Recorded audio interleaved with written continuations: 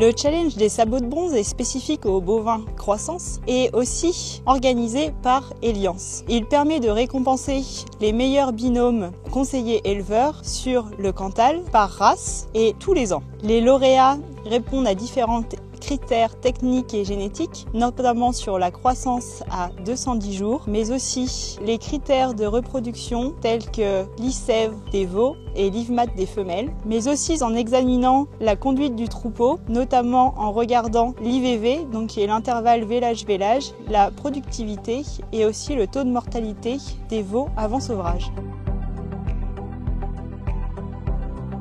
Donc Merle Sébastien, je suis installé sur la commune de Quézac, à côté de Morse. Ça va faire 10 ans, bientôt 11 ans que je suis installé. Je me suis installé hors cadre familial sur le site de Quézac, donc de la Vitarelle. Et par la suite, je me suis agrandi avec l'exploitation de mes parents qui se situe à Saint-Constant, 17 km de là. J'exploite 66 hectares et demi entre les deux sites pour entre 65 et 70 vélages, tout en race limousine. Troupeau inscrit depuis plus de 30 ans puisque lors de ma reprise de l'exploitation à Quézac, j'ai racheté le cheptel qui est au nom de Couve, Marie-Louise, et qui était déjà en sélection. Donc je suis reparti avec cette base-là et avec 40 vaches inscrites. Et aujourd'hui, je suis monté à 65-70 vaches inscrites. Donc moi, ce que je recherche au niveau du cheptel, c'est des animaux calmes. Le premier critère, c'est la docilité. Après, des animaux de type mixte grandissant, avec une grande notation au niveau des bassins, la finesse d'os. Et le critère primordial, c'est les qualités maternelles, facilité de vélage et lait. Mais le service bovin croissance, depuis mon installation, c'est-à-dire en 2014, je suis adhérent à ce service-là. Ce service me permet tout d'abord un œil extérieur, parce que je suis tout seul sur l'exploitation, et avoir d'autres avis sur mes animaux, c'est toujours un échange qui fait avancer les choses.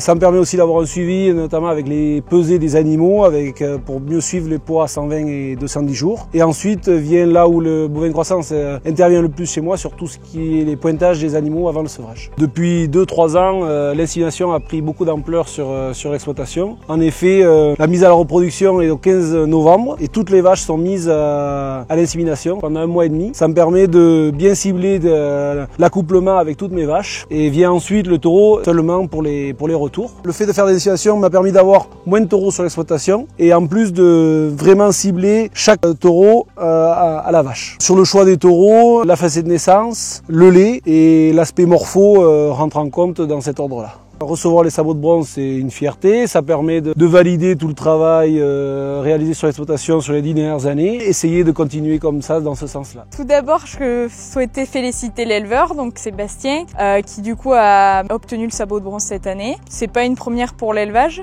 c'est bien largement mérité suite à tous les axes techniques qu'il met en place sur l'élevage pour obtenir ses performances et ses animaux. Sur l'exploitation, on a un progrès génétique qui est assez rapide. Il y a beaucoup d'IA réalisées. On est autour de 40% du coup sur l'exploitation en taureaux de catalogue d'IA et également en taureaux de monte qui sont prélevés en cuve et que l'éleveur réintroduit dans le cheptel sur certains types d'accouplement. L'éleveur du coup fait également partie d'un GIE, le GIE Cantalim, donc qui regroupe une quinzaine d'éleveurs. Donc ils achètent des taureaux à plusieurs et pareil au niveau du progrès génétique, ça permet d'évaluer les performances d'un taureau dans plusieurs cheptels et de voir si les coupages génétiques se font également dans d'autres systèmes d'exploitation. Au niveau des axes techniques qui sont vraiment en marge de progrès dans l'élevage, on a le taux de mortalité, donc qui a fortement diminué suite à des aménagements réalisés par l'éleveur. Il y a également une sélection au niveau des taureaux à génisse